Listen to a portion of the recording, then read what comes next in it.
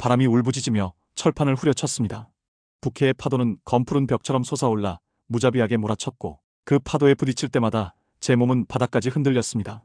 얼굴을 덮치는 물보라가 얼음 송곳처럼 살을 찔렀지만 그 순간만큼은 추위 따위 느낄 겨를이 없었습니다. 저 앞 끊어진 다리의 끝자락, 불길하게 깜빡이는 붉은 경광등이 어둠 속을 찢으며 요동치고 있었습니다. 무전기 너머로 들려온 목소리는 차갑게 얼어붙은 공기를 뚫고 가슴에 박혔습니다. 심정지 환자 발생, 헬기 이륙 불가, 제세동기 고장. 그 짧은 보고가 전부였습니다. 환자가 살아날 길은 단 하나, 본섬으로 이송하는 것뿐이었습니다. 그러나 다리는 이미 절반이 끊겨 있었습니다.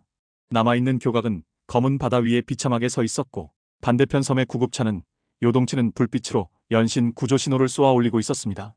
그 불빛은 마치 지금 당장 길을 내달라고 절규하는 듯 보였습니다.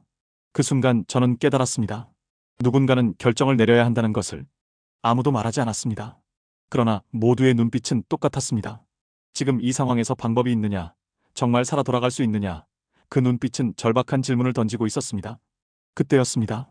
제 입에서 저도 모르게 단호한 목소리가 터져나왔습니다. 지금부터 6시간 안에 이 바다 위에 길을 놓겠습니다. 주변의 공기는 순간 얼어붙었습니다. 모두가 저를 바라보았고 바람조차 잠시 멎은 듯 했습니다. 영국 건설청 감독관 콜린은 믿을 수 없다는 얼굴로 헛웃음을 터뜨렸습니다. 한밤중에, 그것도 폭풍 속에서 다리를 놓겠다고요? 농담입니까? 저는 그의 눈을 피하지 않았습니다. 농담이 아닙니다. 실패하면 사람을 잃습니다. 그 사실이 제 모든 망설임을 삼켜버렸습니다. 주변 기술자들은 불가능하다며 고개를 저었습니다. 크레인도 못 움직일 거라고 했습니다. 이 밤을 버티려다가는 오히려 사람만 다칠 거라고 중얼거렸습니다. 하지만 제 안에서는 이미 결심이 내려져 있었습니다. 한국에서 저는 수없이 이런 상황을 마주했습니다. 태풍 속 항만 가설, 쓰나미 이후 긴급 교량 복구, 폭설에 덮인 산악 현장. 모두 불가능하다고 했지만 우리는 그 자리에서 길을 만들었습니다. 제 이름은 박서윤, 38살.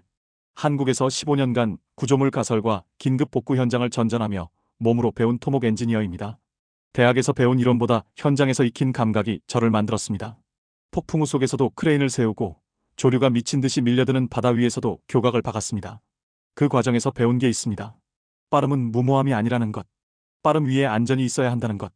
그리고 그 안전은 체계에서 나온다는 것. 저는 무전기를 들고 짧고 분명하게 말했습니다. 팀 전원 비상 투입 준비. 모듈 컨테이너 개방. 용접 장비 가동. 지금부터는 한국식 긴급 가설 절차대로 갑니다. 파도는 여전히 포효했고 바람은 천둥처럼 몰아쳤습니다. 그러나 제 팀의 눈빛은 흔들리지 않았습니다. 김민수 과장이 제 앞에 다가와 물었습니다. 계획은 무엇입니까? 저는 손가락으로 어둠 속 바다를 가리켰습니다. 모듈 12개, 바지선 2척, 레이저 정렬, 앵커블록 4개. 제한 시간은 6시간. 실패 시 대안은 없습니다. 순간 모두가 숨을 삼켰습니다. 콜린은 다시 고개를 저으며 비웃었습니다. 한국식 절차라니 듣도 보도 못했습니다. 당신네 표준이 우리 영국 규정에 맞습니까? 저는 담담하게 말했습니다. 바다는 결코 가볍게 볼 수 없습니다. 우리는 바다를 설득할 방법을 알고 있습니다. 그 말을 하자 그의 눈빛이 흔들렸습니다. 번개가 하늘을 가르며 바다 위 철제 모듈을 하얗게 비췄습니다. 그 순간 저는 스스로에게 속삭였습니다. 이 다리는 강철로만 놓는 게 아니다. 사람의 생명과 우리의 약속으로 놓는 것이다. 작업복을 입은 기술자들이 컨테이너 문을 열었습니다. 금속 모듈이 차갑게 반짝이며 모습을 드러냈습니다. 바닷바람에 철판이 울렸고 그 울림은 전투를 알리는 북소리처럼 가슴을 두드렸습니다. 우리는 전쟁을 치르듯 준비를 시작했습니다. 모듈 1번 준비. 연결핀 점검 완료. 발전기 가동. 전극 예열 시작. 무전이 바람을 뚫고 쉼없이 날아다녔습니다. 그때 영국 용접공 마이클이 제 앞으로 달려왔습니다. 제 눈을 똑바로 바라보며 소리쳤습니다. 이건 미친 짓입니다. 바람이 30노트인데 모듈 하나 떨어지면 사람 목숨이 날아갑니다. 저는 그의 시선을 피하지 않았습니다. 마이클, 당신도 알잖아요. 우리가 멈추면 저 환자는 끝입니다. 그의 눈빛이 잠시 흔들렸습니다. 이내 고개를 끄덕이며 말했습니다. 알았습니다. 내 목숨도 걸겠습니다. 우리는 폭풍 속으로 몸을 던졌습니다. 크레인은 흔들리고 와이어는 비명을 지르듯 울었습니다. 하지만 모듈은 하나씩 물 위에 내려졌습니다. 붉은 레이저 유도선이 폭풍 속에서도 꺼지지 않고 바다 위에 길을 그려냈습니다. 저는 헬멧에 부착된 손목 시계를 확인했습니다. 5시간 42분 남았습니다. 무전기를 들고 소리쳤습니다. 핀 고정, 텐션 추가. 체크리스트 항목 실행. 강철과 바다가 맞부딪히는 굉음이 터져나왔습니다.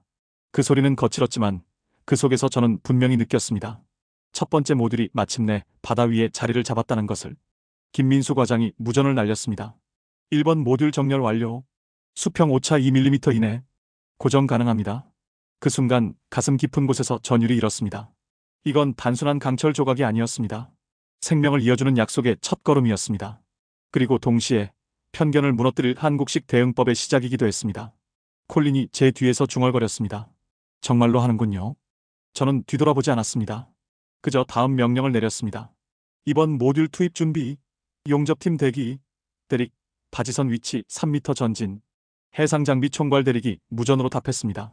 조류 속도 초당 2.3m. 창은 15분입니다. 창. 그것은 바다가 우리에게 허락한 유일한 시간이었습니다. 조류가 바뀌기 전 파도가 잠시 숨을 고르는 그 짧은 순간 우리는 그 창 안에 모든 것을 걸어야 했습니다. 알았습니다. 15분 안에 이번 모듈 고정합니다. 폭풍은 여전히 거칠었습니다. 하지만 우리의 손은 더 빨랐습니다. 철판이 부딪히는 소리, 용접 불꽃이 튀는 순간 앵커가 바닥을 물고 들어가는 둔탁한 진동. 모든 것이 하나의 리듬으로 합쳐졌습니다. 그때 무전기에서 에밀리의 목소리가 들려왔습니다. 섬 구급팀장이었습니다. 박 엔지니어, 환자 상태 악화, 심폐소생술 지속 중이지만 시간이 없습니다. 제 가슴이 쿵 내려앉았습니다. 얼마나 버틸 수 있습니까? 기껏해야 4시간, 계획보다 2시간이나 짧았습니다. 저는 이를 악물었습니다. 알겠습니다. 반드시 시간 안에 끝냅니다. 무전을 끊고 팀원들을 향해 소리쳤습니다. 전원 집중, 목표 시간 4시간으로 단축, 공정 재배치. 김민수 과장이 놀란 얼굴로 저를 바라봤습니다. 4시간이면 용접 냉각 시간도 없습니다. 압니다. 하지만 방법은 있습니다. 예열 온도를 100도 올리고 냉각은 해수 분사로 강제 진행합니다. 위험하지만 할 수 있습니다. 그의 눈빛이 변했습니다. 주저함이 사라지고 장인의 결기가 그 자리를 채웠습니다. 알겠습니다. 제가 직접 합니다. 우리는 다시 바다를 향해 달려들었습니다. 이것이 저의 이야기의 시작이었습니다. 폭풍 속 6시간의 전투. 아니, 이제는 4시간으로 줄어든 사투. 그리고 모두가 불가능하다고 말하던 순간 우리는 바다 위에 길을 놓기 시작했습니다. 파도가 다시 몰려왔습니다. 하지만 이번에는 두렵지 않았습니다. 우리에게는 체계가 있었고 훈련이 있었고 무엇보다 살려야 할 사람이 있었습니다. 그것만으로 충분했습니다. 다음 날 아침 우리는 섬의 시청 회의실에 모였습니다. 바깥은 여전히 바람이 거칠었지만 창문 너머로는 조금씩 구름 사이로 빛이 스며들고 있었습니다. 회의실 안공기는 차갑게 얼어붙어 있었고 오래된 카펫에서는 눅눅한 소금 냄새가 올라왔습니다. 벽에 걸린 낡은 항해도가 우리를 내려다보고 있었는데 마치 이 바다를 지켜온 역사가 낯선 이방인을 신문하는 듯한 눈빛이었습니다. 회의실 중앙에는 기다란 테이블이 놓여 있었고 그 끝에 앉은 콜린 휴즈 감독관이 묵직한 목소리로 입을 열었습니다. 그는 이 지역에서 수십 년간 공사를 지휘해온 베테랑이었습니다. 회색빛 눈동자는 매서웠고 말끝마다 영국 특유의 원칙주의가 묻어 있었습니다. 박 엔지니어, 당신 팀의 설치 속도는 놀라울 정도입니다. 하지만 속도가 전부는 아닙니다. 그의 목소리에는 의심이 묻어 있었습니다.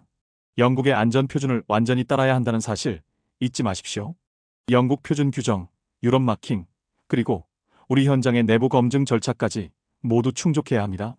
그 말은 곧 우리를 향한 의심의 선언이었습니다. 저는 조용히 가방에서 도면을 꺼내 테이블 위에 펼쳤습니다. 두꺼운 방수 종이 위에 인쇄된 도면은 바닷물에 젖어도 번지지 않는 특수 잉크로 인쇄되어 있었습니다. 도면 한 장, 한 장마다 한국식 품질 관리표가 붙어 있었고 체크리스트는 흠잡을 데 없이 정리되어 있었습니다. 저는 차분히 말했습니다. 저희는 영국 표준을 기준선으로 두고 설계했습니다. 다만 한국 조선 현장에서 사용하는 용접 공정 관리 방식을 함께 적용했습니다. 손가락으로 도면의 세부 항목을 짚어가며 설명을 이어갔습니다. 파도 주기와 염분 농도, 겨울철 결빙까지 고려해서 복합 강제를 선택했고 응력 분포는 하중 저항계 수설계법으로 계산했습니다. 모든 변수를 확률적으로 분석해서 안전율을 극대화했습니다. 콜린의 눈이 조금 가늘어졌습니다. 그는 도면을 뚫어지게 바라보다가 고개를 들어 물었습니다. 하중 저항계 수설계법이라고 했습니까? 우리는 보통 허용 응력 설계법을 더 선호합니다. 당신들은 왜 그 방식을 택했죠? 하중 조합을 파고 조류, 돌풍과 함께 확률적 안전율로 잡았습니다. 저는 도면 위에 빨간 펜으로 동그라미를 그으며 계속했습니다. 대신 현장 시험은 2배로 늘리겠습니다. 속도를 내되 검증은 더 철저히 하겠다는 뜻입니다. 순간 회의실에 앉아있던 영국 기술자들이 서로 눈빛을 주고받았습니다. 마치 말은 그럴듯하지만 정말 믿을 수 있을까라는 속삭임이 공기 속에 섞여 흘렀습니다. 누군가는 팔짱을 꼈고 누군가는 의자 등받이에 몸을 기댔습니다. 그 작은 몸짓 하나하나가 불신의 언어였습니다. 콜린은 다시 의자에 몸을 기댔습니다. 좋습니다. 하지만 빠른 건 오히려 위험할 수도 있습니다. 그의 목소리는 날카로웠습니다. 빠르면서도 안전하다? 듣기에는 멋지지만 실상은 무모한 주장일 수도 있습니다. 당신네 나라에서는 어떻게 하는지 모르지만 여기는 북해입니다. 바다가 용서하지 않는 곳입니다. 그 말 속에는 분명한 경계가 담겨 있었습니다. 저는 그의 눈을 똑바로 바라보며 말했습니다. 감독관님, 저희가 가진 가장 큰 강점은 빠름이 아닙니다. 잠시 침묵이 흘렀습니다. 빠름 위에 안전을 얻는 겁니다. 속도가 목적이 아니라 철저한 훈련과 검증의 결과일 뿐입니다. 제 목소리는 단호했지만 차분했습니다. 저희는 태풍 속에서 항만을 세웠습니다. 쓰나미 이후 무너진 교량을 사흘 만에 복구했습니다. 그 모든 현장에서 단 한 건의 인명사고도 없었습니다. 왜 그랬을까요? 빨랐기 때문이 아닙니다. 체계가 있었기 때문입니다. 콜린은 아무 말도 하지 않았습니다. 하지만 그의 손가락이 테이블 위를 가볍게 두드리고 있었습니다. 그것은 생각에 빠진 사람의 무의식적인 습관이었습니다. 그때였습니다.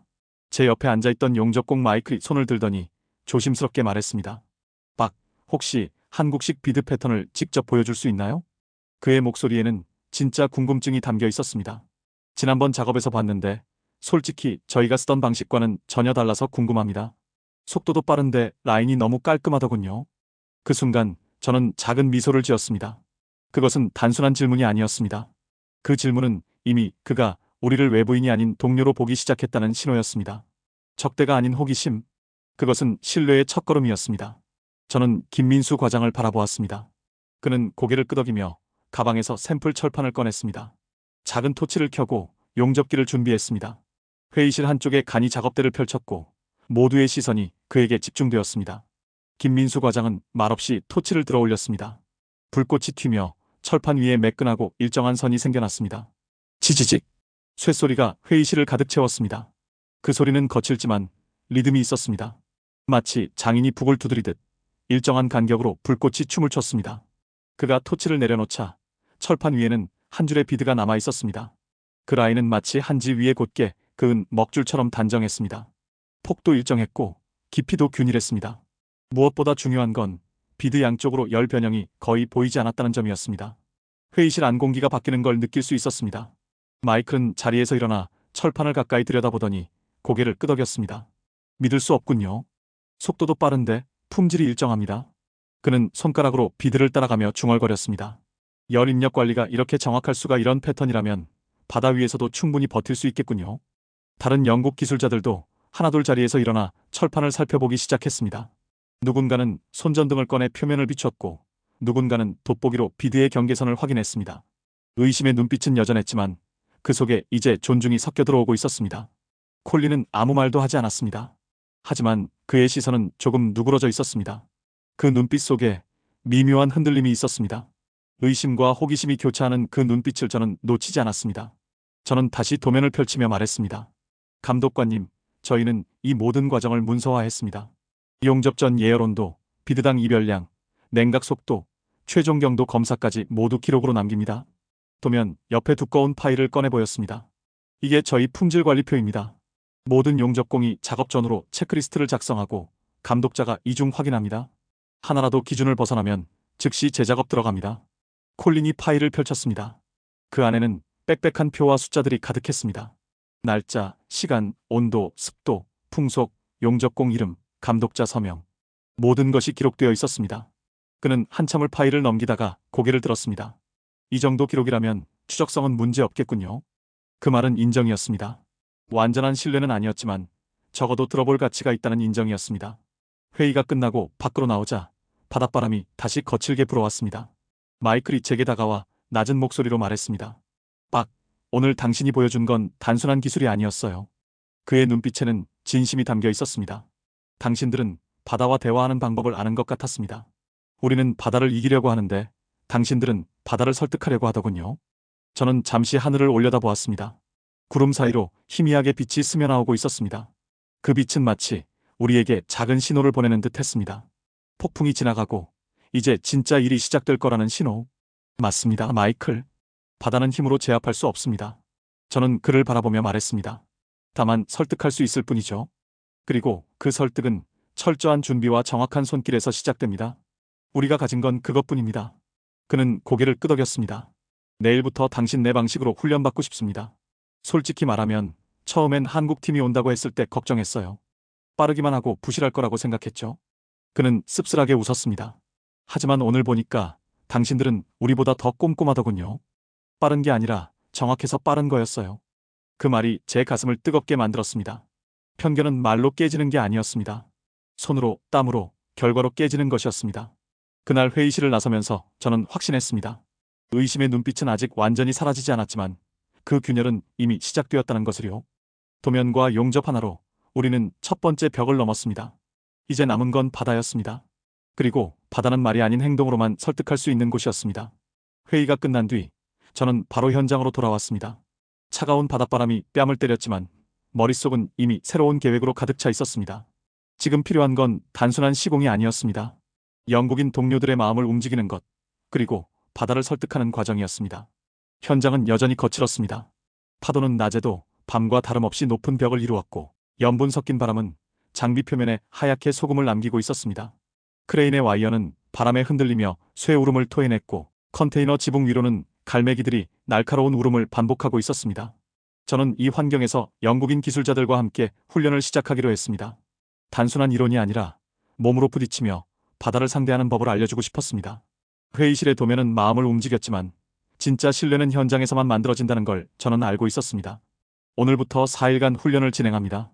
제가 말하자 주변의 영국 기술자들이 웅성거렸습니다. 훈련이라고요? 지금은 시간이 급한데 설치 연습보다 당장 본 작업에 들어가야 하는 거 아닌가요? 누군가는 팔짱을 꼈고 누군가는 고개를 저었습니다. 그들의 반발은 예상했던 것이었습니다. 하지만 저는 단호했습니다. 우리가 이 바다를 무시하면 바다가 우리를 무너뜨릴 겁니다. 저는 파도가 부서지는 방향을 가리키며 말했습니다. 그래서 먼저 바다에게 우리가 준비됐다는 걸 보여줘야 합니다. 준비 없이 싸우는 건 무모함이고 준비된 싸움은 전략입니다. 콜린이 멀리서 팔짱을 낀 채 우리를 바라보고 있었습니다. 그의 눈빛은 여전히 회의적이었습니다. 하지만 저는 신경 쓰지 않았습니다. 말이 아닌 결과로 보여줄 생각이었습니다. 마이너스. 첫째 날. 건식 비드 연습. 습기가 없는 상태에서 기본 패턴을 확인하는 과정이었습니다. 한국에서부터 가져온 강제판 위에 김민수 과장이 첫 번째 시범을 보였습니다. 그의 용접봉 끝에서 튀어나온 불꽃은 바람에 흔들리지 않고 일정한 간격으로 이어졌습니다. 지지지직. 금속이 녹아들어가는 소리가 공기를 채웠습니다. 그 소리는 마치 옛날 장인이 쇠를 두드리는 리듬처럼 일정했습니다. 김민수 과장은 말없이 토치를 내려놓았고 그 자리에는 기계가 그은 듯한 완벽한 선이 남아 있었습니다. 이건 단순한 기술이 아닙니다. 저는 철판을 들어 영국 기술자들에게 보여주며 설명했습니다. 매일 같은 패턴을 반복하면서 손의 떨림조차 계산된 움직임으로 바꾸는 겁니다. 한 줄 한 줄이 다리의 생명이 됩니다. 이 선 하나가 무너지면 사람이 죽습니다. 영국 기술자들은 묵묵히 지켜보다가 직접 장비를 잡았습니다. 마이클이 먼저 나섰습니다. 그는 자신감 있게 토치를 켜고 철판 위에 불꽃을 쏟아냈습니다. 그러나 그의 비드는 불규칙했습니다. 어느 구간은 너무 깊고 또 어느 구간은 얇게 끊겨 있었습니다. 김민수 과장은 고개를 저으며 차분히 말했습니다. 이대로라면 바다가 웃을 겁니다. 다시 해보시죠. 마이클은 이를 악물고 다시 시도했습니다. 한 번, 두 번, 세 번. 그의 이마에는 땀이 맺히기 시작했습니다. 7번째 시도 끝에 드디어 조금 나아진 라인이 나왔습니다. 좋습니다. 이제 리듬이 보이기 시작합니다. 김민수 과장이 처음으로 미소를 지었습니다. 용접은 힘이 아닙니다. 호흡입니다. 마이너스. 둘째 날. 염수 분무 후 비드 훈련. 강제 위에 실제 바닷물을 뿌리고 염분이 남은 상태에서 용접을 이어가는 과정이었습니다. 염분은 용접부에 미세한 기포를 만들고 그 기포가 균열로 이어질 수 있습니다. 이것은 한국 조선소에서 수십 년간 축적된 노하우였습니다. 바다 위에서 일하려면 반드시 넘어야 할 관문이었습니다. 김민수 과장이 분무기로 철판에 바닷물을 뿌렸습니다. 하얀 소금 결정이 철판 위에 반짝이며 남았습니다. 그는 예열토치로 철판을 데우고 정확히 150도에서 용접을 시작했습니다. 불꽃은 염분을 뚫고 깊숙이 파고들었고 비드는 여전히 매끄러웠습니다. 온도가 핵심입니다. 너무 뜨거우면 염분이 증발하며 기포를 만들고 너무 차가우면 접합이 약해집니다. 저는 온도계를 보여주며 설명했습니다. 140에서 160도 사이. 이 구간을 지켜야 합니다. 마이클이 땀을 닦으며 중얼거렸습니다. 우린 이런 방식으로 훈련해 본 적이 없습니다. 이 정도 조건이면 그냥 불합격 처리했을 겁니다. 저는 웃으며 대답했습니다. 한국에서는 불가능한 조건일수록 더 많은 연습을 합니다. 현장은 언제나 완벽한 조건을 주지 않으니까요. 폭풍 속에서도, 한밤중에도, 조류가 미친 듯이 흐르는 바다 위에서도 우리는 일합니다. 마이클은 고개를 끄덕이고 다시 토치를 들었습니다. 이번에는 조금 더 신중했습니다. 예열 시간을 충분히 두고 온도계를 확인하며 천천히 불꽃을 이어갔습니다. 그의 비드는 전날보다 훨씬 나아져 있었습니다. 좋습니다, 마이클. 이제 바다가 당신을 인정하기 시작할 겁니다. 김민수 과장이 그의 어깨를 두드렸습니다. 마이너스.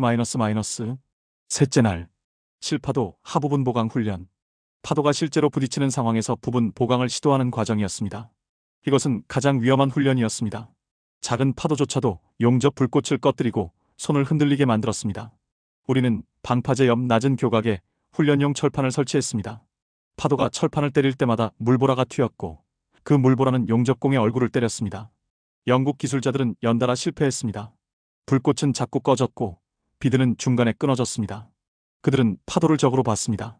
파도가 오면 몸을 피하려 했고 그 순간 용접은 멈췄습니다.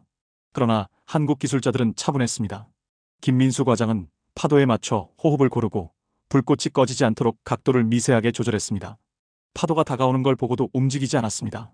대신 파도가 부딪히기 직전 토치를 살짝 들어 올렸다가 파도가 지나간 직후 다시 내렸습니다. 그 순간 마이클이 소리쳤습니다. 빡! 이건 마치 춤 같군요. 파도가 오는 리듬에 맞춰 손을 움직이네요. 저는 고개를 끄덕였습니다. 맞습니다. 바다는 적이 아니라 파트너입니다. 싸우는 게 아니라 함께 춤추는 겁니다. 마이클은 눈을 반짝이며 다시 철판 앞에 섰습니다. 이번에는 달랐습니다. 그는 파도를 지켜보며 리듬을 읽기 시작했습니다. 파도가 오고 지나가고 다시 오는 그 간격을. 그는 파도 사이의 틈을 찾아냈고 그 짧은 순간에 불꽃을 이어갔습니다. 5번째 시도 끝에 그는 드디어 완성된 비드 하나를 만들어냈습니다. 해냈어! 그는 헬멧을 벗으며 환호했습니다. 다른 영국 기술자들도 박수를 쳤습니다. 그 순간 저는 느꼈습니다. 이제 그들은 단순히 배우는 게 아니라 바다와 대화하기 시작했다는 것을. 마이너스. 넷째 날. 하이브리드 마감 훈련. 가장 고난도의 과정이었습니다. 텅스텐 불활성 가스 용접과 플럭스 코어를 동시에 사용하는 하이브리드 마감. 한국에서는 이미 수년간 현장에서 검증된 방식이지만 영국 팀에게는 생소한 기술이었습니다. 김민수 과장이 2개의 토치를 번갈아 사용하며 시범을 보였습니다. 첫 번째 토치로 깊숙이 모재를 녹이고 두 번째 토치로 표면을 매끄럽게 마무리하는 과정. 그 용접선은 마치 은빛실처럼 매끄럽게 이어졌습니다. 강도는 깊게, 마감은 부드럽게. 2가지를 동시에 잡는 기술이었습니다. 이건 2손이 각각 다른 리듬을 타야 합니다. 김민수 과장이 설명했습니다. 마치 피아노를 치듯이 왼손과 오른손이 서로 다른 음을 내야 합니다. 마이클이 장비를 넘겨받아 따라했습니다. 그의 이마에는 땀이 맺혔고 손은 여러 번 흔들렸습니다. 첫 번째 시도는 실패했습니다. 두 번째도 실패했습니다. 세 번째에는 불꽃이 꺼졌습니다. 하지만 그는 포기하지 않았습니다. 네 번째 시도 끝에 드디어 일정한 패턴이 나왔습니다. 그는 눈을 크게 뜨고 철판을 바라보다가 곧 휴대폰을 꺼내 사진을 찍었습니다. 그리고는 작은 목소리로 말했습니다. 이건 제 아들에게 보여줄 겁니다. 아빠가 한국 기술을 배웠다고요. 순간 제 가슴이 뜨겁게 차올랐습니다. 그의 눈빛은 더 이상 의심이 아니었습니다. 배움의 기쁨과 자부심이 깃든 눈빛이었습니다. 그는 더 이상 한국 팀을 외부인으로 보지 않았습니다. 우리는 이제 같은 언어를 쓰는 동료였습니다. 마이너스. 훈련 마지막 날 저녁, 저는 영국 기술자들을 모아놓고 말했습니다. 이제 우리는 서로 다른 나라에서 왔지만 같은 리듬으로 손을 움직일 수 있습니다. 저는 한 명 한 명의 눈을 바라보며 말했습니다. 이 리듬이 다리를 지킬 겁니다. 그리고 이 리듬이 사람을 살릴 겁니다. 콜린이 멀리서 지켜보고 있었습니다. 그는 여전히 말이 없었지만 그의 눈빛은 조금 달라져 있었습니다. 의심은 여전했지만 그 속에 이제 존중이 섞여 들어오고 있었습니다. 그날 밤 컨테이너 내부에 울려 퍼진 용접 불꽃 소리는 단순한 금속의 울림이 아니었습니다. 그것은 편견을 녹이고 서로를 묶는 언어였습니다. 바다는 여전히 거칠었지만 그 위에서 우리는 하나의 리듬을 찾고 있었습니다. 그 리듬은 말로 가르친 게 아니었습니다. 땀과 실패와 성공으로 함께 만들어낸 것이었습니다. 이제 우리는 준비됐습니다. 바다를 설득할 준비가. 그날 밤 북해는 또 한 번 우리를 시험했습니다. 일기예보는 폭풍 경보를 내렸고 바람은 오후보다 더 거세졌습니다.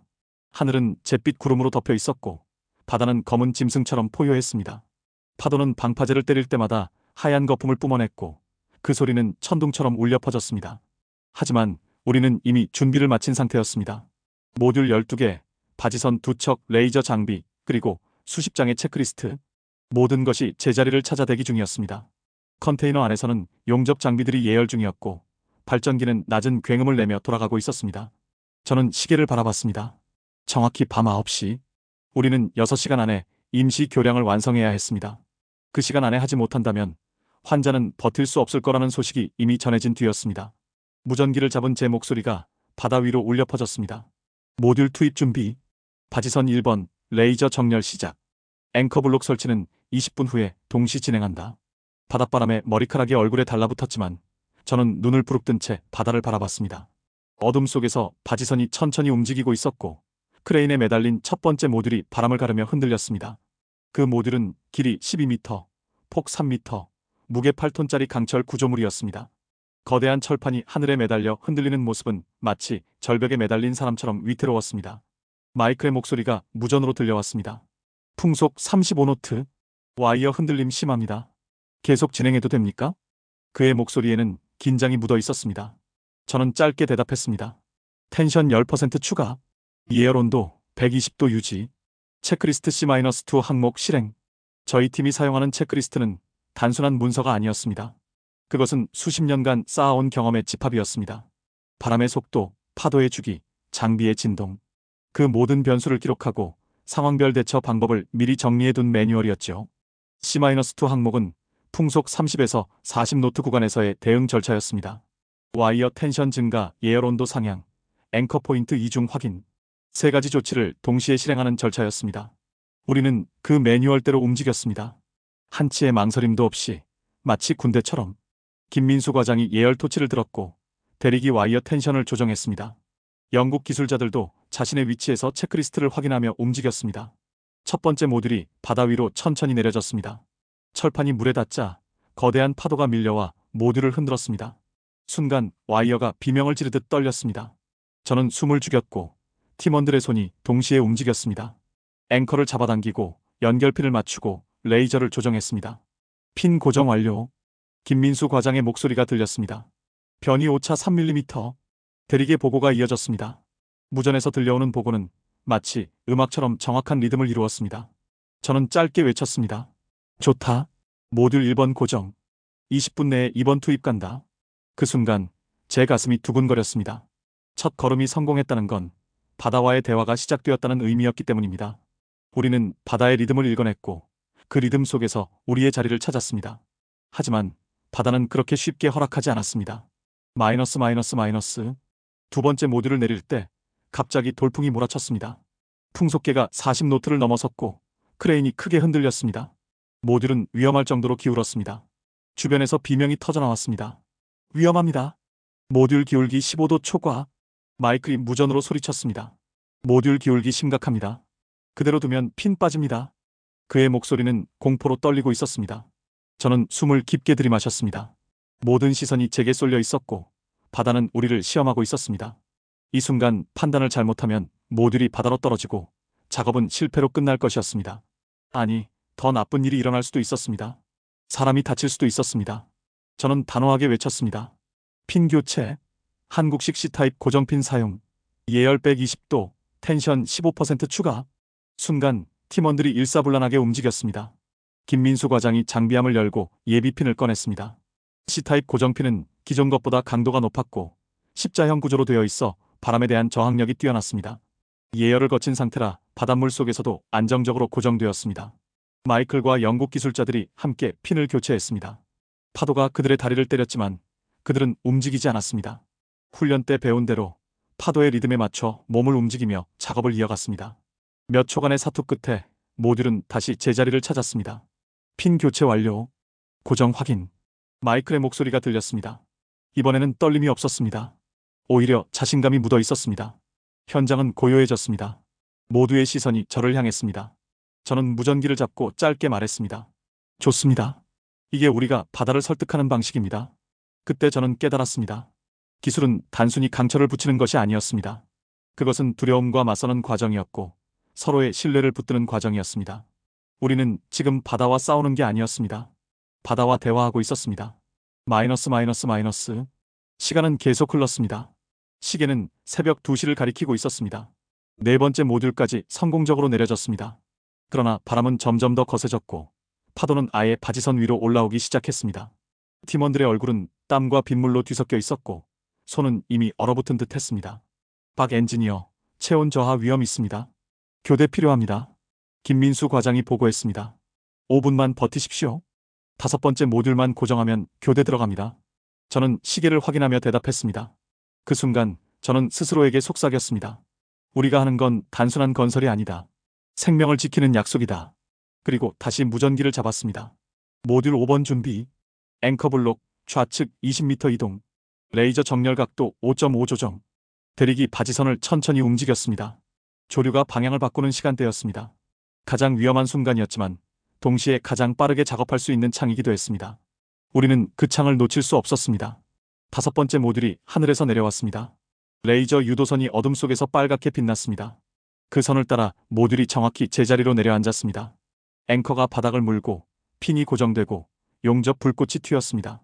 고정 완료. 응력비 0.7. 안전 범위 내입니다. 김민수 과장의 목소리가 들렸습니다.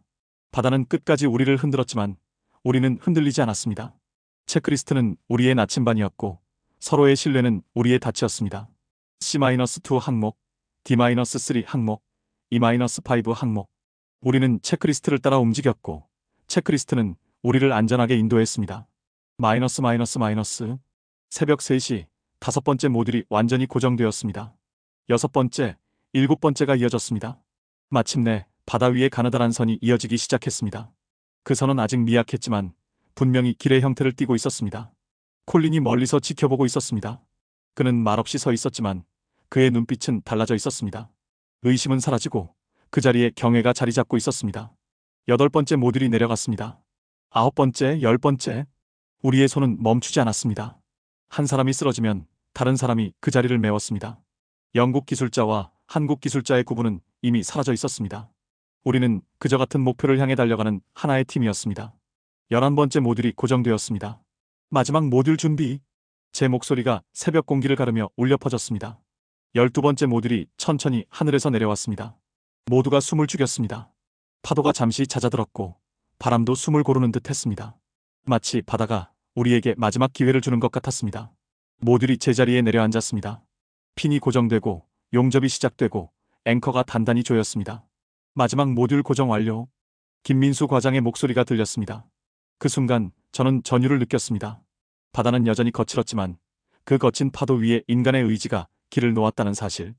그것은 누구도 쉽게 부정할 수 없는 진실이었습니다. 시계를 확인했습니다. 새벽 4시 50분. 우리는 6시간 안에 임시 교량을 완성했습니다. 아니, 정확히는 5시간 50분 만에. 무전기에서 섬 구급팀장 에밀리의 목소리가 들려왔습니다. 박 엔지니어, 구급차 출발 준비 완료. 정말 건널 수 있습니까? 저는 바다 위에 놓인 길을 바라보았습니다. 12개의 모듈이 하나로 이어져 있었습니다. 붉은 레이저 유도선은 이제 꺼져 있었지만 그 자리에는 단단한 강철길이 놓여 있었습니다. 건널 수 있습니다. 생명을 실어보내십시오. 저는 확신에 찬 목소리로 대답했습니다. 그리고 저는 확신했습니다. 이 길은 단순한 강철이 아니라 우리의 땀과 신뢰와 체크리스트로 만들어진 생명의 길이라는 것을. 밤새 이어진 작업 끝에 우리는 12개의 모듈을 바다 위에 올려놓았습니다. 바람은 여전히 거칠었지만 그 위로 가느다란 선이 이어지고 있었습니다. 그것은 희미했지만 분명한 길의 형태였습니다. 새벽의 희미한 빛이 다리에 내려앉을 때 사람들의 마음속에도 작은 희망이 피어나는 듯 했습니다. 그러나 이 작은 희망은 곧 거대한 의심의 벽과 맞닥뜨리게 되었습니다. 새벽 5시 구급차가 임시 교량을 건넜습니다. 심정지 환자를 실은 구급차는 천천히 아주 조심스럽게 우리가 밤새 놓은 길 위를 지나갔습니다. 모듈은 흔들렸지만 무너지지 않았습니다. 앵커는 단단히 붙들고 있었고 용접선은 끊어지지 않았습니다. 환자는 본섬 병원에 도착했고 응급처치를 받았습니다. 생명을 구했습니다. 그러나 이 소식이 섬 전역에 퍼지자 반응은 예상과 달랐습니다. 운이 좋았을 뿐이다. 한 번 버텼다고 안전한 건 아니다. 우리 섬이 외국 기업의 실험장이 된 거 아닌가. 사람들은 여전히 의심했습니다. 구조의 기쁨보다 불안이 더 컸습니다. 마이너스 마이너스 마이너스. 다음 날 오전 지역의회에서는 긴급 안전청문회가 열렸습니다. 폭풍 속에서의 작업 소식은 이미 섬 전역에 퍼져 있었습니다. 주민들은 궁금했습니다. 이 외국인들이 벌이는 모험이 정말 안전한 것인지, 혹은 섬을 실험장으로 삼고 있는 무모한 도박인지 말입니다. 의회 회의실에 들어서는 순간 묵직한 긴장감이 공기를 짓눌렀습니다. 나무로 된 벽에는 세월의 흔적이 깊게 새겨져 있었고, 그 벽 앞에는 수십 명의 주민들이 자리 잡고 있었습니다. 그들의 얼굴에는 불안과 분노, 그리고 어쩔 수 없는 기대가 뒤섞여 있었습니다. 회의를 주재한 사람은 마거리 태밀턴 의원이었습니다. 이 지역에서 수십 년간 주민들의 안전을 지켜온 인물이었고, 그만큼 보수적이고 신중한 태도로 유명했습니다. 56살의 그는 이 섬에서 태어나 평생을 살아온 사람이었습니다. 그의 아버지도 의원이었고, 할아버지도 이 섬을 지킨 사람이었습니다. 그는 서류철을 손에 들고 굳은 목소리로 말문을 열었습니다.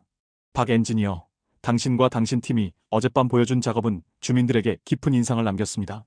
그의 목소리는 차갑고 날카로웠습니다. 그러나 동시에 우리는 두려움을 느끼고 있습니다. 바람이 그렇게 거센데 모듈을 내려 바다에 고정하다니. 주민들은 묻습니다. 이것이 과연 안전한가? 아니면 우리의 섬이 외국 기업의 실험장이 되고 있는가? 순간 회의실은 술렁이었습니다. 주민들 사이에서 중얼거림이 터져나왔습니다. 맞아. 안전이 보장된 게 아니잖아. 우린 사람들의 생명을 맡겨야 하는데 이런 무모한 실험이라니. 아침에도 다리가 흔들리는 걸 봤어. 언제 무너질지 모르는데. 저는 그 소리들을 모두 들었습니다. 그것은 단순한 의심이 아니라 두려움이었습니다. 낯선 것에 대한 본능적인 거부였습니다. 저는 이해했습니다. 그들은 외부인인 우리를 믿을 이유가 없었습니다. 우리는 증명해야 했습니다. 저는 천천히 자리에서 일어났습니다. 회의실의 모든 시선이 제게 쏠렸습니다. 의원님 여러분, 저희는 실험을 한 것이 아닙니다. 저는 가방에서 두꺼운 파일을 꺼내 테이블 위에 펼쳤습니다. 저희는 검증된 절차를 수행했습니다. 어젯밤 임시 교량은 6시간 동안 변이 오차가 단 3mm에 불과했습니다. 접합부 응력비는 0.615, 허용 기준인 1.0의 절반 이내였습니다. 파일 속에는 시간별 측정 데이터가 빽빽하게 기록되어 있었습니다. 구급차가 통과할 때 최대 처짐은 8mm였습니다.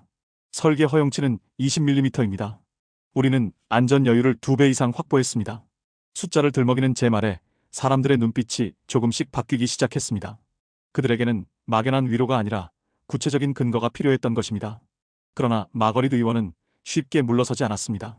숫자는 언제든 조작될 수 있습니다. 그의 목소리는 더욱 단호해졌습니다. 저는 주민들의 마음을 지켜야 합니다. 어젯밤 다리가 버텼다고 해서 오늘 밤도 버틸 수 있다고 장담할 수 있습니까? 내일은요? 모레는요? 한 달 뒤에는요? 그 순간 회의실의 공기가 무겁게 내려앉았습니다. 대답하기 쉽지 않은 질문이었습니다. 하지만 저는 피하지 않았습니다. 저는 장담하지 않겠습니다. 제 대답에 회의실이 술렁이었습니다. 사람들은 놀란 표정으로 저를 바라봤습니다. 다만 약속드릴 수 있습니다. 저는 파일의 다음 장을 펼쳤습니다. 우리는 매 순간 체크리스트를 따릅니다. 바람의 세기, 파도의 높이, 강제의 상태, 모든 변수를 기록하고 계산합니다. 이 체크리스트는 한국 조선소에서 40년간 축적된 노하우입니다. 태풍 속에서도 지진 이후에도 우리는 이 방식으로 다리를 지켰습니다. 저는 회의실을 돌아보며 말했습니다. 우리는 결코 바다를 무시하지 않습니다. 바다는 우리의 스승이고 우리는 그 스승에게 배운 대로 움직일 뿐입니다. 한국의 기술은 빠르기만 한 게 아닙니다. 정확하고 체계적이고 안전합니다. 그래서 빠른 겁니다.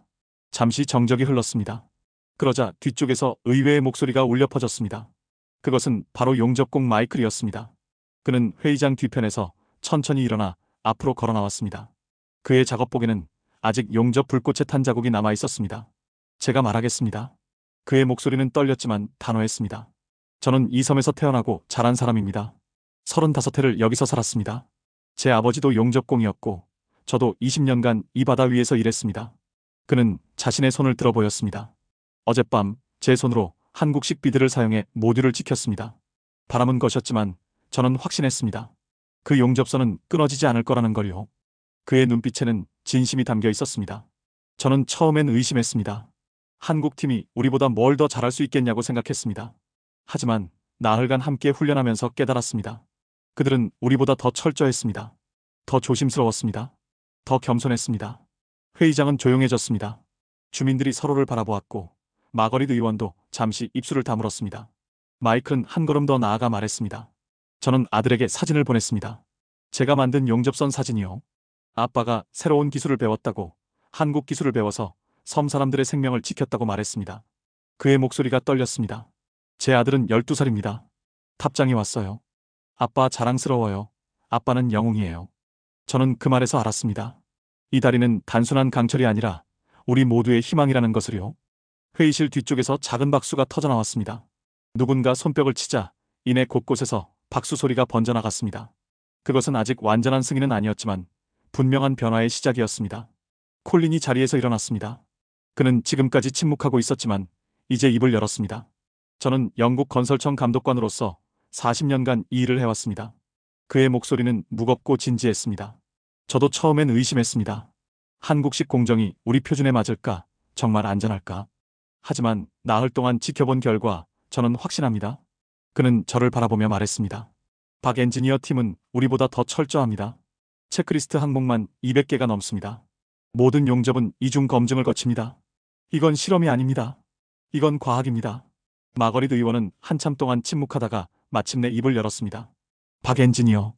그의 목소리는 여전히 조심스러웠지만 이제 적대감은 사라져 있었습니다. 오늘 밤도 바람이 거셀 겁니다. 당신의 다리가 주민들을 지켜줄 수 있겠습니까? 저는 고개를 끄덕이며 대답했습니다. 한국의 다리는 사람을 먼저 두는 다리입니다. 저는 회의실의 모든 사람을 바라보며 말했습니다. 우리는 강철을 놓는 것이 아니라 사람의 생명을 잇는 약속을 놓는 것입니다. 속도는 결과일 뿐, 목적은 언제나 안전입니다.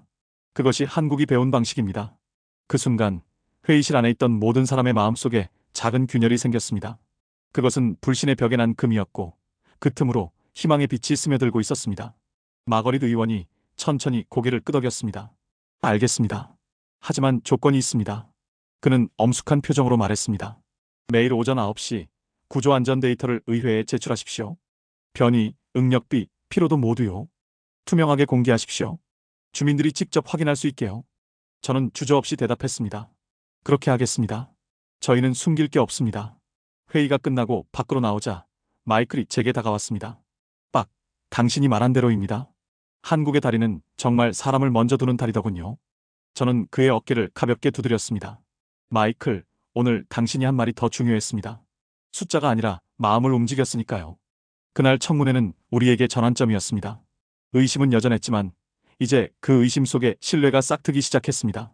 외국 기업의 실험이라는 프레임은 깨졌고 그 자리에 사람을 살린 안전이라는 진실이 자리 잡았습니다. 편견의 균열은 이렇게 시작되었습니다. 말이 아니라 데이터로, 약속이 아니라 결과로, 그리고 무엇보다 함께 땀 흘린 동료의 증언으로. 구급차가 무사히 건너간 다음 날 우리는 새로운 도전에 직면했습니다. 임시 교량은 생명을 살렸습니다. 하지만 그것은 말 그대로 임시였습니다. 폭풍 속 응급 상황을 위한 6시간짜리 솔루션이었습니다. 이제 우리는 이것을 상시로 사용할 수 있는 영국 구조물로 전환해야 했습니다. 문제는 시간이었습니다. 통상적인 영국 공정이라면 임시교를 철거하고 새로 설계해서 다시 시공하는데 최소 석 달이 걸렸습니다. 하지만 섬 주민들은 석 달을 기다릴 수 없었습니다. 매일 본섬으로 출퇴근하는 사람들, 학교 가는 아이들, 병원 가야 하는 노인들. 그들에게는 지금 당장 안전한 길이 필요했습니다. 저는 팀을 모아놓고 말했습니다. 우리는 이 다리를 철거하지 않습니다. 대신 보강합니다. 임시를 영구로, 긴급을 일상으로 바꾸는 겁니다. 김민수 과장이 물었습니다. 기간은 얼마나 잡습니까? 2주. 순간 모두가 숨을 삼켰습니다. 2주 안에 방청 코팅, 진동 댐퍼, 텐션 케이블, 난간 설치, 조명 시스템까지 모두 끝냅니다. 그리고 영국 안전검사를 통과합니다. 콜린이 고개를 저었습니다. 불가능합니다. 우리 표준으로는 각 항목마다 일주일씩 걸립니다. 저는 그를 똑바로 바라보며 말했습니다. 감독관님, 저희는 순차가 아니라 병렬로 갑니다. 한국 조선소 방식입니다. 여러 팀이 동시에 움직이되 하나의 리듬으로 맞춥니다. 마이너스 마이너스 마이너스. 첫째 날, 방청 코팅 시작. 바닷물과 염분은 강철의 가장 큰 적이었습니다. 우리는 특수 에폭시 코팅을 사용했습니다. 한국 조선소에서 선박 외피에 쓰는 3층 코팅 시스템이었습니다. 프라이머, 중간층, 탑코트. 각 층마다 건조 시간을 정확히 지켜야 했고 온도와 습도를 철저히 관리해야 했습니다. 마이클이 코팅 작업에 합류했습니다. 박, 이 코팅은 우리가 쓰던 것과 다르군요. 훨씬 두껍고 끈적합니다. 맞습니다. 두께가 500 마이크로미터입니다. 일반 코팅의 2배죠. 하지만 이렇게 해야 북해 환경에서 20년을 버팁니다. 영국 기술자들이 붓을 들고 작업을 시작했습니다. 처음에는 서툴렀습니다. 코팅이 너무 두껍게 발리거나 기포가 생기거나 경계선이 고르지 않았습니다. 김민수 과장이 일일이 시범을 보였습니다. 붓을 45도로 기울이고 일정한 압력으로 밀어냅니다. 속도는 초당 30cm. 너무 빠르면 얇아지고 너무 느리면 뭉칩니다. 하루가 끝날 때쯤 모듈 절반의 첫 번째 코팅층이 완성되었습니다. 마이너스. 둘째 날, 진동 댐퍼 설치. 다리가 흔들리는 건 자연스러운 일이었습니다. 문제는 공진이었습니다. 바람과 파도의 주파수가 다리의 고유 진동수와 맞아떨어지면 작은 흔들림이 증폭되어 구조물을 무너뜨릴 수 있었습니다. 우리는 유체 댐퍼를 설치했습니다. 각 모듈 연결부에 유압 실린더를 달고 그 안에 특수 오일을 채웠습니다. 다리가 흔들릴 때마다 오일이 움직이며 에너지를 흡수하는 시스템이었습니다. 대리기 크레인으로 댐퍼를 들어 올렸습니다. 무게 200kg. 정밀 위치 선정 필요합니다. 저는 레이저 측정기를 들고 지점을 표시했습니다. 여기 정확히 모듈 중심에서 1.3m 지점입니다. 오차 5mm 이내로 맞춰야 합니다. 영국팀과 한국팀이 함께 볼트를 조였습니다. 토크렌치가 딸깍 소리를 낼 때까지 정확히 300Nm. 한 명이 조이면 다른 한 명이 확인했습니다. 12개 모듈에 24개의 댐퍼. 하나하나가 생명을 지키는 안전장치였습니다. 마이너스. 셋째 날과 넷째 날. 텐션 케이블 설치. 임시 교량의 가장 큰 약점은 횡방향 흔들림이었습니다. 바람이 옆에서 불 때 다리는 좌우로 흔들렸습니다. 이것을 막으려면 텐션 케이블이 필요했습니다. 우리는 고강도 강선 케이블을 사용했습니다. 지름 50mm, 인장 강도 1900MPa. 한국 현수교에 쓰는 것과 같은 등급이었습니다.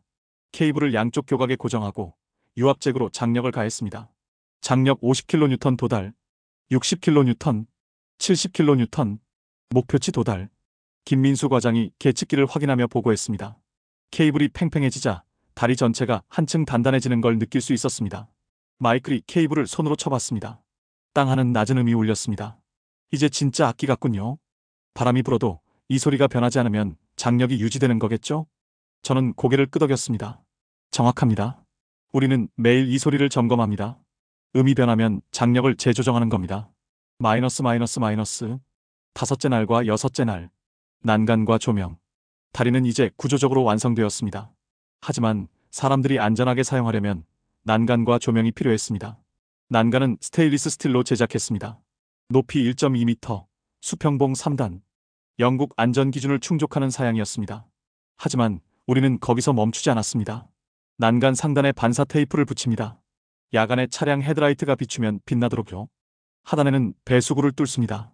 빗물이 고이지 않게요. 연결부는 모두 용접 후 그라인딩 처리. 날카로운 모서리가 없도록요. 작은 디테일 하나하나가 안전을 만들었습니다. 조명은 태양광 LED를 사용했습니다. 낮에 충전해서 밤에 켜지는 시스템이었습니다. 전력선을 끌어올 필요가 없었고 정전에도 끄떡없었습니다. 마이클과 영국 기술자들이 조명을 설치했습니다. 간격은 10m마다. 높이는 노면에서 3m. 각도는 아래쪽으로 30도. 해가 지자 조명이 하나씩 켜지기 시작했습니다. 바다 위로 빛의 길이 이어졌습니다. 그 빛은 단순히 어둠을 밝히는 게 아니었습니다. 희망을 밝히는 빛이었습니다. 마이너스. 일곱째 날. 리듬의 완성. 모든 공정이 동시에 진행되었습니다. 한쪽에서는 코팅 마감을 하고 다른 쪽에서는 댐퍼를 점검하고 또 다른 곳에서는 난간을 설치했습니다. 처음에는 혼란스러웠습니다. 영국팀은 순차 작업에 익숙했습니다. 한 팀이 끝나면 다음 팀이 들어가는 방식이었습니다. 하지만 한국 방식은 달랐습니다. 모든 팀이 동시에 움직였습니다. 충돌합니다.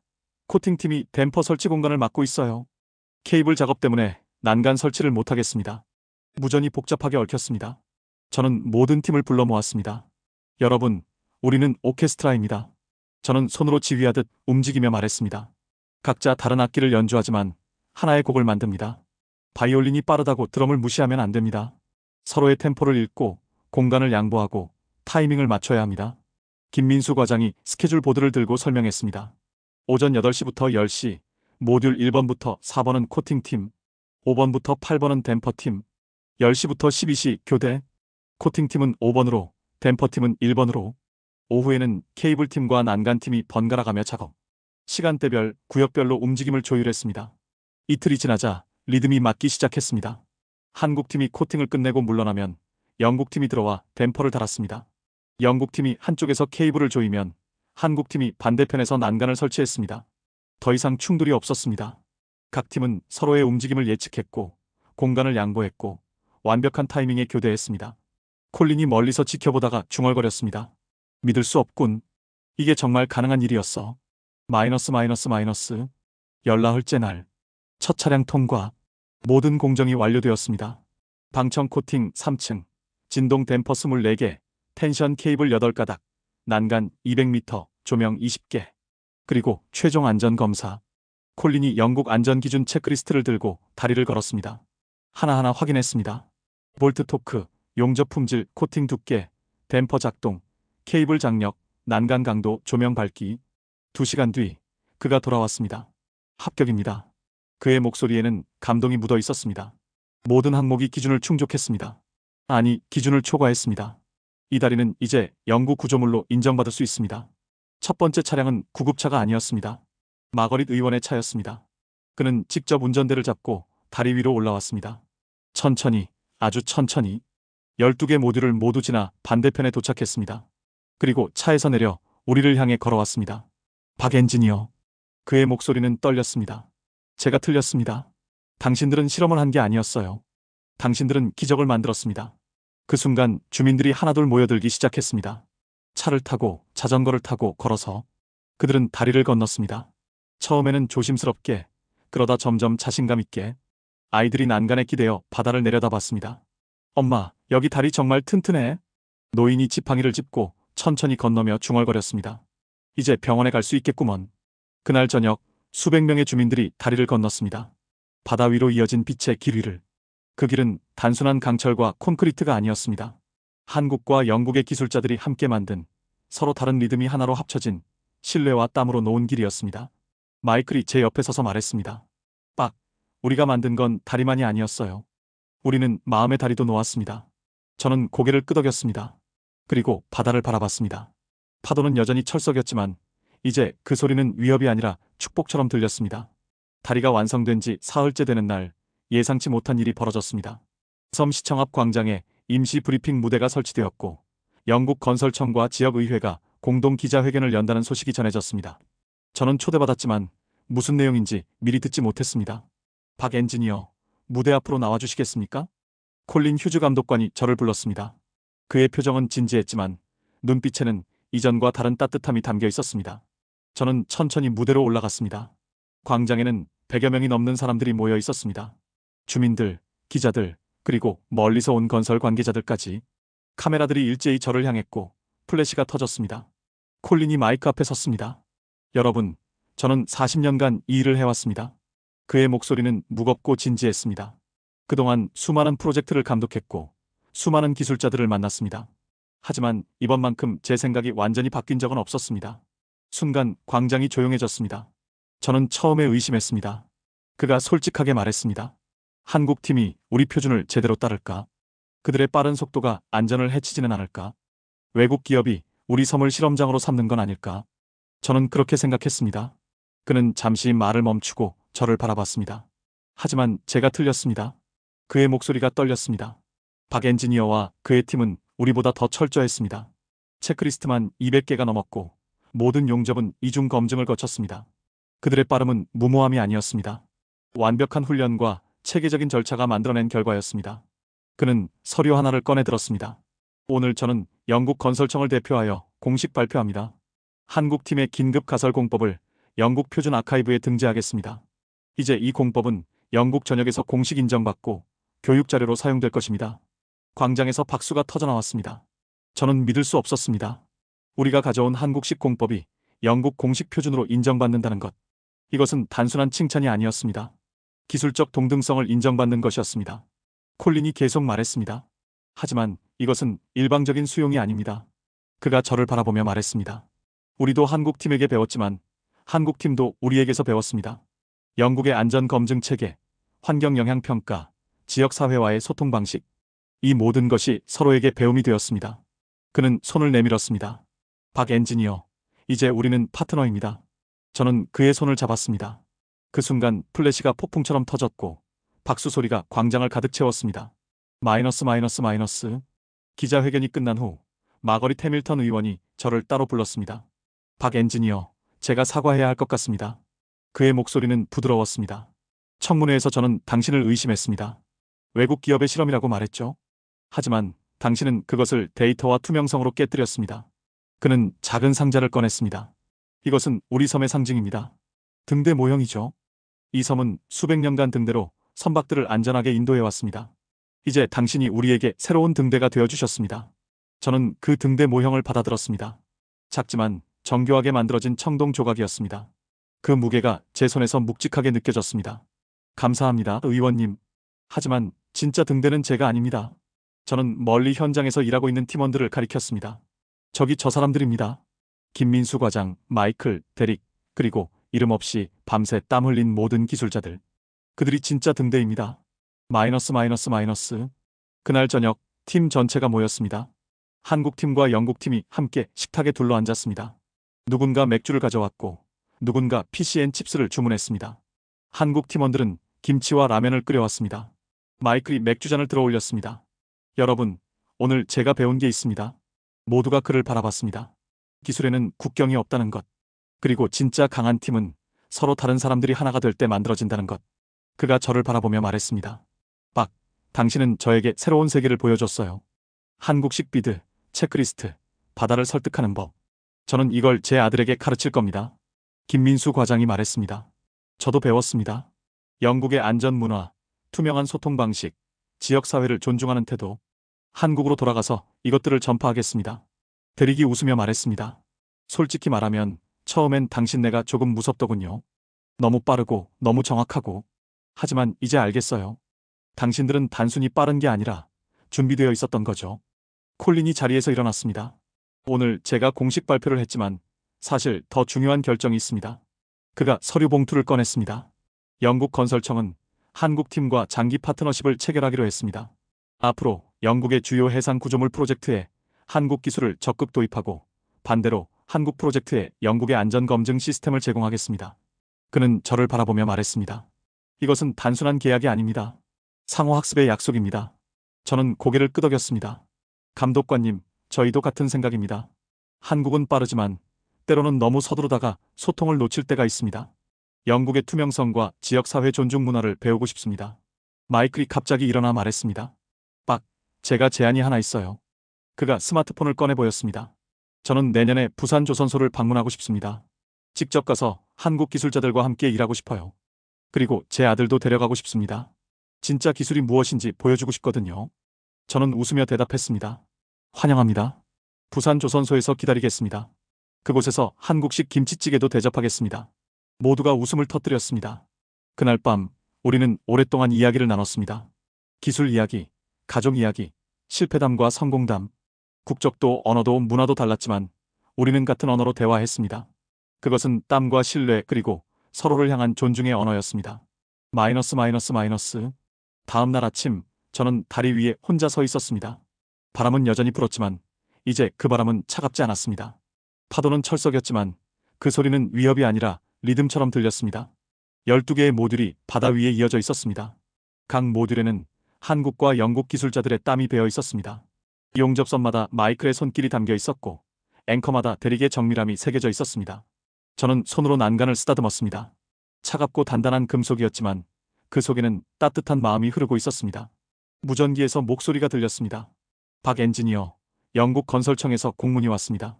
한국식 긴급 가설 공법이 공식 교육 과정에 포함된다고 합니다. 김민수 과장의 목소리였습니다. 저는 미소를 지었습니다. 알겠습니다.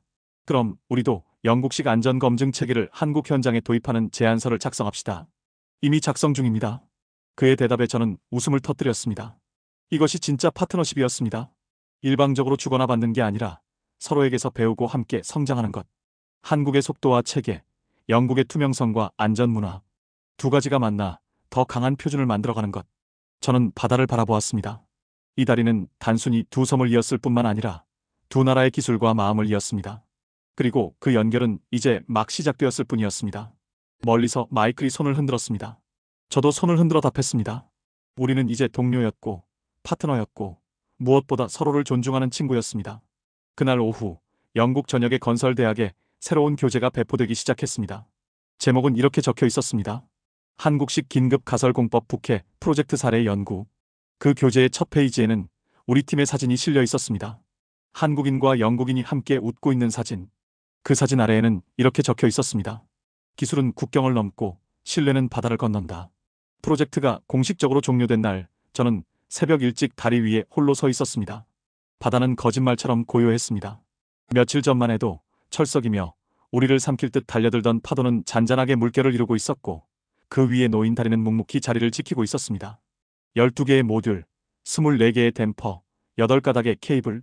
그 모든 것이 햇살을 받아 은빛으로 반짝이고 있었습니다. 저는 손으로 난간을 쓰다듬었습니다. 차갑고 단단한 금속이었지만 그 속에는 수많은 사람들의 땀과 신뢰가 녹아 있었습니다. 뒤에서 발소리가 들렸습니다. 김민수 과장이었습니다. 일찍 나오셨네요. 마지막으로 혼자 보고 싶었습니다. 이 다리를. 그가 옆에 섰습니다. 이 프로젝트는 특별했습니다. 그의 목소리는 차분했습니다. 다른 현장에서는 우리가 기술을 팔았습니다.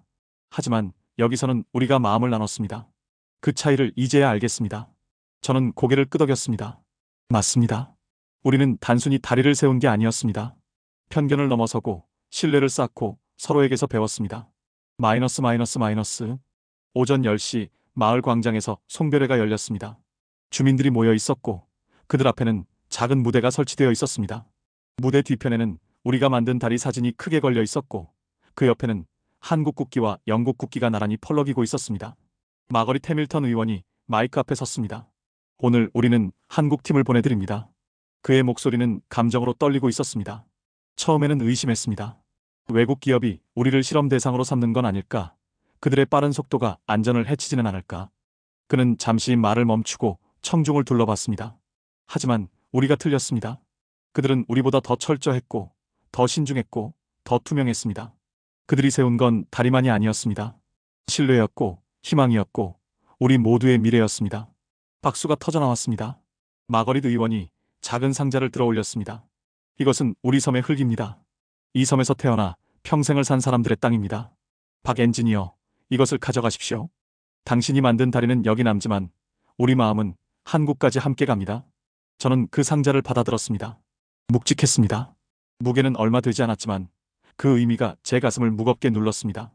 감사합니다. 제 목소리가 떨렸습니다. 저희는 다리를 놓으러 왔지만 여러분이 저희에게 더 큰 것을 주셨습니다.